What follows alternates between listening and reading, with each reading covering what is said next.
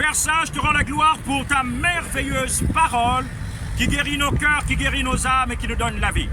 Alors, nous avons un merveilleux message. Gloire soit rendue à Dieu qui nous accorde par son esprit l'eau de sa parole.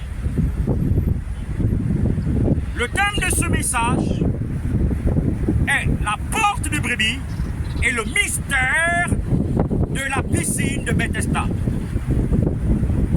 Je suis dans le livre de Jean, chapitre 5, au départ du premier verset.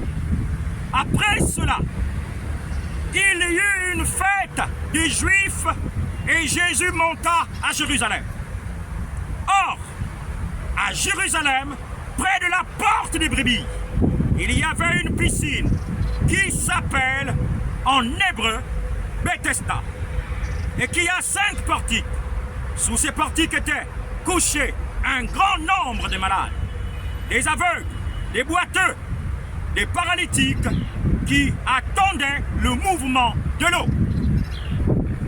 Car un ange descendait de temps en temps dans la piscine et agitait l'eau.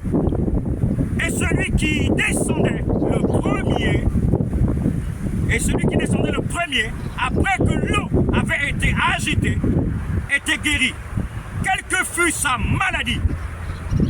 Là se trouvait un homme malade depuis 38 ans. Jésus l'ayant vu coucher, et sachant qu'il était malade depuis longtemps, lui dit: veux-tu être guéri? Le malade lui répondit: Seigneur, je n'ai personne pour me jeter dans la piscine quand l'eau est agitée, et pendant que j'y vais, un autre descend avant moi. 3 minutes. Lève-toi, lui dit Jésus, prends ton lit et marche. Aussitôt cet homme fut guéri. Et il prit son lit et marcha. Je crois par l'aide du Saint-Esprit que nous allons arriver quelque part.